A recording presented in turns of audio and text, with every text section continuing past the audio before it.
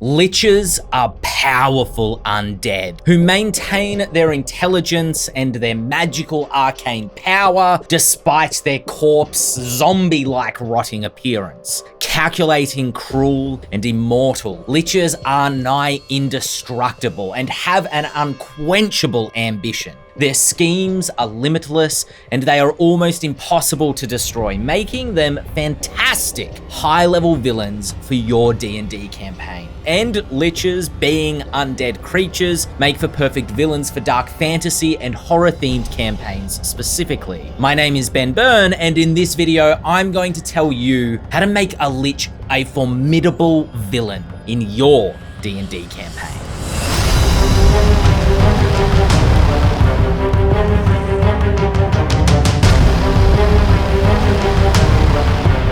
To make a formidable Lich villain in your D&D campaign, you're going to follow 5 fairly simple steps to draw inspiration and construct your Lich villain. Those 5 steps are: number 1, define what a Lich is in your D&D campaign, drawing on their history within fantasy fiction. Number 2, consider the themes of a Lich. What makes Liches terrifying and formidable villains?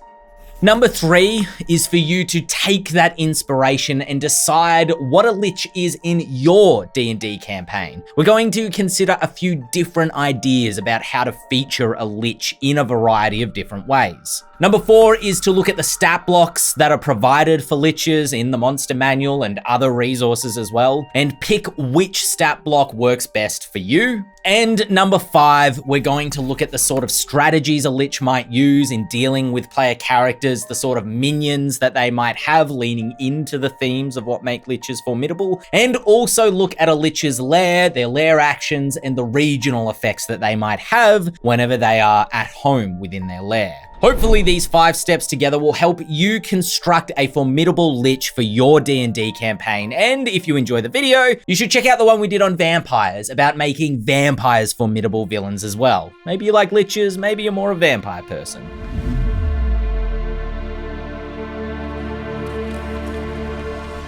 While undead creatures such as vampires, ghosts, and zombies have existed in the deep past of human mythology, Liches are a relatively modern type of monster, at least how we know them today. In fact, Gary Gygax himself first wrote about the Lich in the 1975 first edition Greyhawk supplement. Lich-like monsters were prevalent in fantasy fiction throughout the 20th century, and Gygax credited the inspiration for the D&D Lich to author Gardner Fox and his story Cotha, Barbarian Swordsman. But the word Lich, honestly, is just an old English word meaning corpse, so it was used by authors to describe cadavers that had been reanimated by dark means. A Lich is not a specific monster from the deep dark annals of human mythology.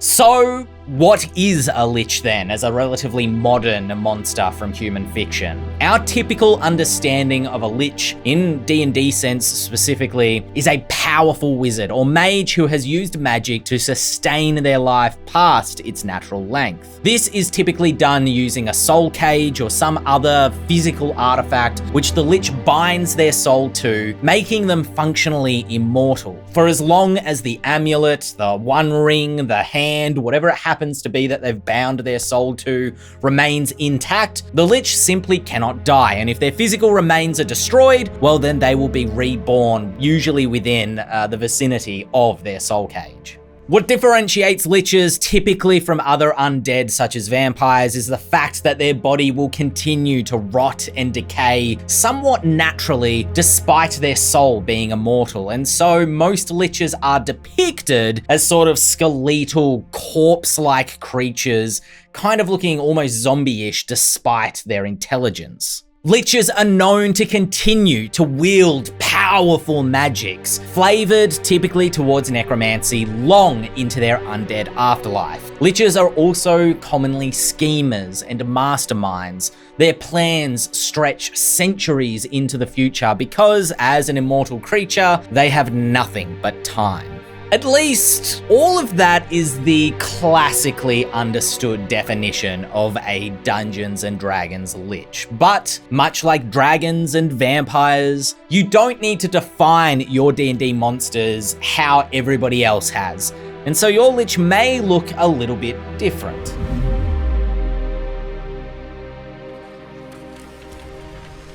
Every monster represents some sort of theme in your D&D campaign, and there are some obvious themes that are innate to the typical ascended wizard style Lich, the Lich that has used magic to conquer death. And these themes are obviously ambition. They sought magic that would help them to overcome death. They're typically narcissists, they're obsessed with themselves, and I would imagine also cowards in some sense, because they're scared of death, and they're willing to kill uncounted hundreds, if not thousands of other souls to keep themselves from dying. This was kind of what makes Liches good villains and so hateable. And, stitched into that is probably some level of sociopathy, because Liches probably aren't particularly empathetic creatures. I don't think they're regretting the fact that they're harvesting the souls of other individuals to keep themselves alive. Although, even as I say that, what might be cool is the themes of your Lich could be regret, this idea that your Lich regrets the fact that they have to make the sacrifices they have to make, but they're so scared of death that they can't help themselves. They're almost crying as they're harvesting souls because they know they're too cowardly to die. That being said, I don't think a Lich has to be an ascended wizard style individual. They could be a knight, but I think the theme that is prevalent for all Liches, whether they're an ascended wizard or some sort of knight or something like that, is that Liches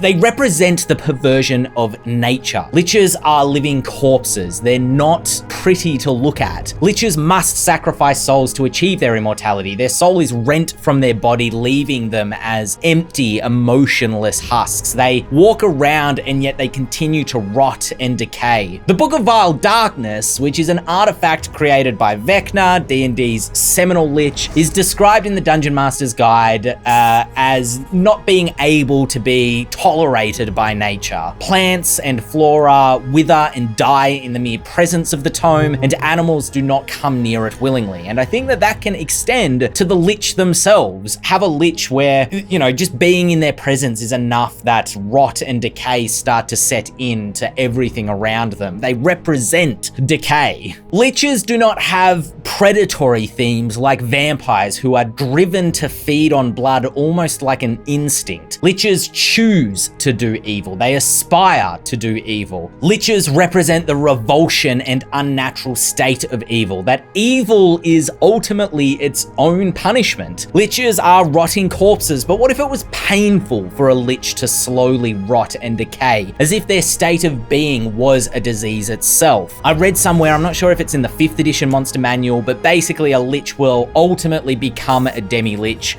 this kind of lesser Lich where they're only a skull and their remains have withered to dust. Maybe that is inevitable for your Lich. But what if this perversion of nature was not entirely desired by the Lich? Arguably, the price the Lich pays for their immortality is their hideous appearance, and what if it is painful to rot while technically still alive, like the Lich is suffering from some sort of disease? Maybe the themes of your Lich is more of a lived purgatory, a state from which they cannot escape, not entirely because of their own fault. They didn't try to or have ambitions to ascend to Lichdom, but they aren't allowed to die due to some punishment for evil deeds, or they broke a sacred vow.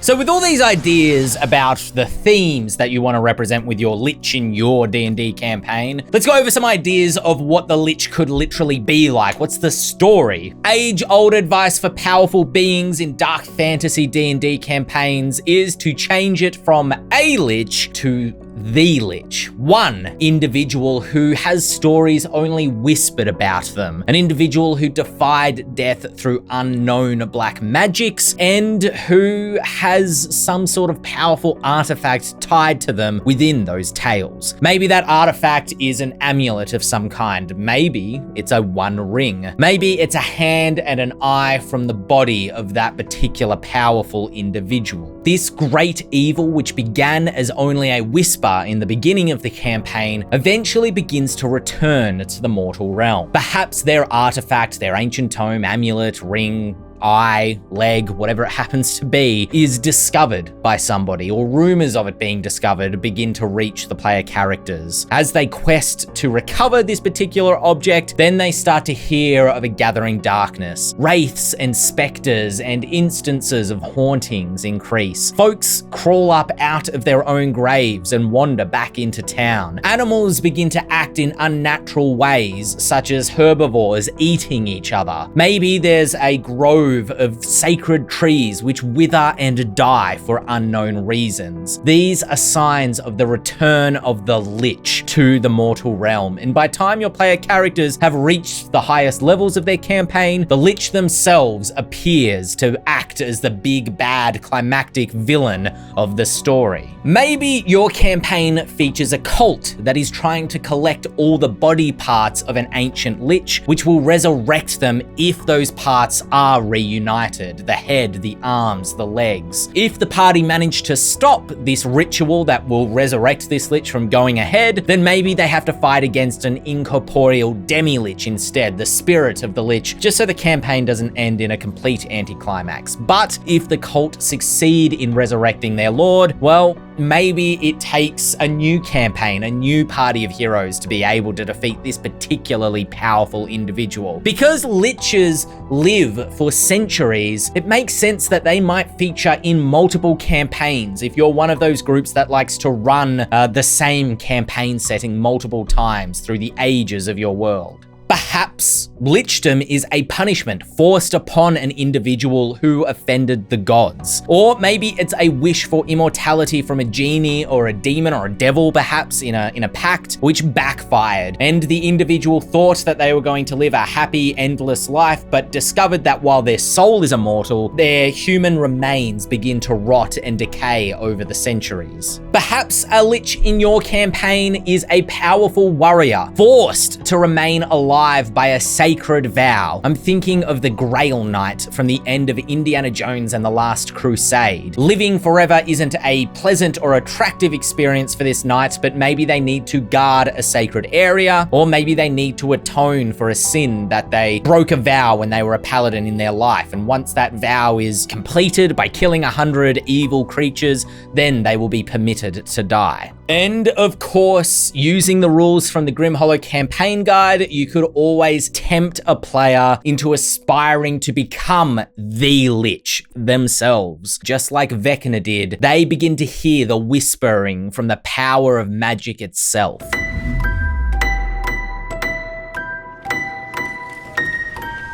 All of these ideas slightly skirt around the question of whether a soul cage is necessary for a Lich. And if you're not going to feature the Ascended Wizard style Lich, well, the answer is no. But if you want to feature one, consider a soul cage that isn't simply a weakness for the Lich, that needs to be protected by the Lich at all costs. Putting a soul cage in a room in another dimension surrounded by endless traps could, actually, now that I'm thinking about it, make for a fun dungeon. But I also find this idea of a Lich to be a little bit cliche, and it feels like a Death Star exhaust port that this Lich has, like an obvious weakness that needs to be protected in a kind of contrived way. I think that soul cages are a contrivance.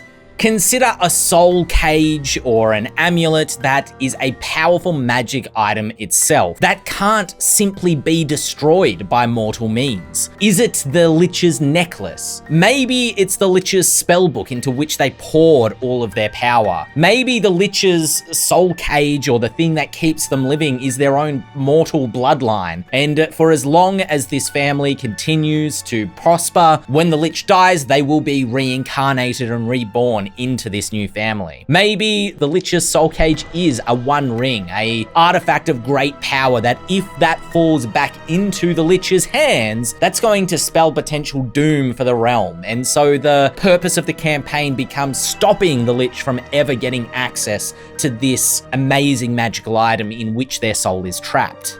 You can also, early in the campaign, use fake outs. Maybe somebody claims to have found the hand of Vecna to gain some sort of clout or political gain, or run a cult based on the fact that they have the hand, but it turns out actually not to be the hand of Vecna at all.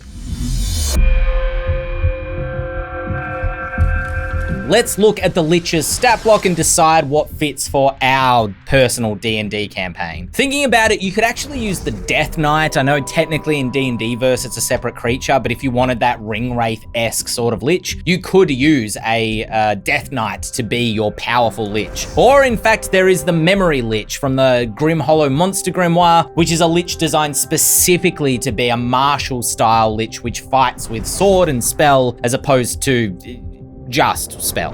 I had a re-look at the Lich stat block from the monster manual, and it's all right. It deals out a lot of damage. You have quite a few spells there to memorize, but I think it works relatively well in terms of the amount of damage that it can do to a high-level party, and it's got a lot of formidable, scary abilities, such as its 9th level spell, Power Word Kill.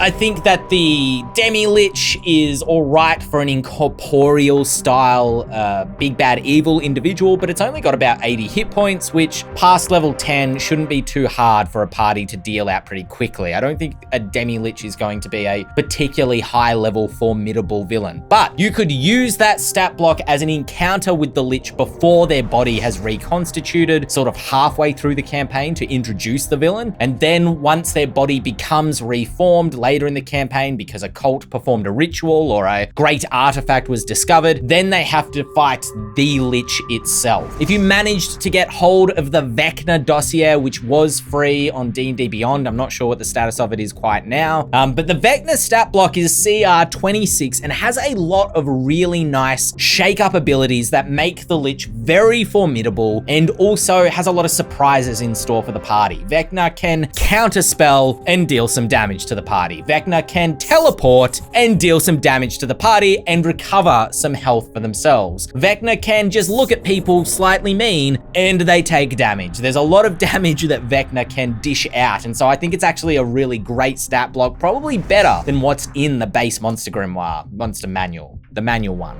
Of course, you could also, if you want a Lich-like villain in your campaign, use the stat block of a Draco Lich, a dragon that has ascended to Lichhood. Makes for an even more formidable foe, and so you could kind of mix the advice from this video and our dragon video together. There's also Gegazol, the sort of named Lich dragon from the Grim Hollow Monster Grimoire, who has some terrifying abilities themselves.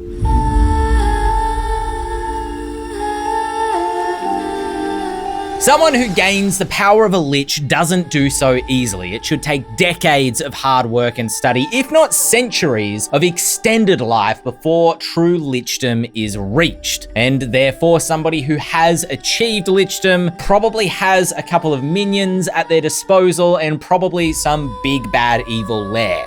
I think that two types of minions make a lot of sense to me for Liches to have, and the first is obviously undead. Folk that the Lich has turned into an unliving workforce to complete the Lich's bidding, and this might not always necessarily be to go and attack folks. Maybe the Lich wants a monument built in their image. Maybe the Lich wants a lair built. Maybe the Lich is constructing some sort of giant arcane focus, some sort of place where their magic will be more powerful. I think that cultists who believe in eternal life or are indoctrinated into trying to resurrect a Lich or believing that a Lich is a god also make for really great minions for a Lich in a D&D campaign, and I think that they can lean into that almost, again, Lovecraftian style horror where the cult begin as whispers that the party are hearing about before they actually interact with the cult directly, and their fanaticism bleeds into what makes them so terrifying to fight. Which brings me to a Lich's lair. I genuinely don't think they should have a skull-shaped mountain or castle as their lair. It's a bit too cartoonish for me. A Lich's lair could be a area in the center of a dead forest, and it's a single little cabin that can only be found if the Lich wants you to be able to find it. Or maybe a Lich's lair is an old, dead, abandoned city, something like Minas Morgul from Lord of the Rings, this abandoned place that has become twisted by evil. hell because the Lich killed everybody who was there. Or the ritual that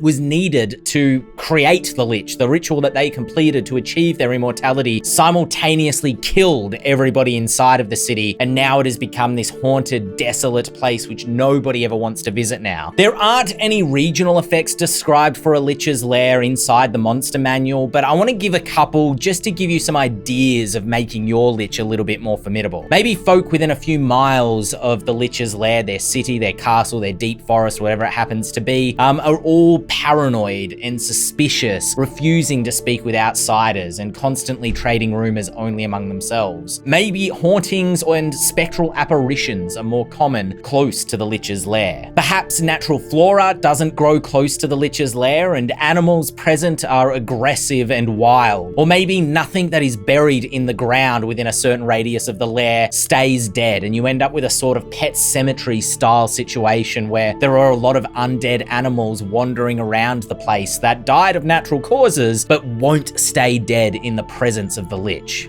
All of these can forewarn your players that they are approaching an area of imminent evil. And if you want to feature the Lich earlier in the campaign, it warns them maybe don't go into the Lich's lair unless you are fully prepared to do so. As for the lair actions of the Lich, there are some good ones and there are some not so good ones. The Lich's ability to kind of bind themselves to a player character so that the player character can take some of the damage the Lich is taking is kind of cool. I'd probably give a Lich a lair action that just its mere presence causes specters and undead creatures to rise around it. And so as a lair action, it can call minions to itself, whether they're specters or wraiths or whatever they happen to be. And so that means that the Lich is never fighting the party entirely on their own.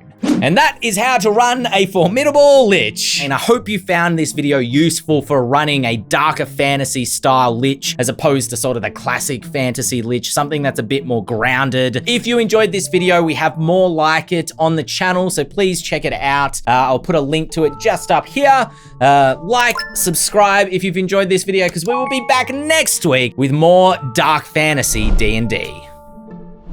How to make Liches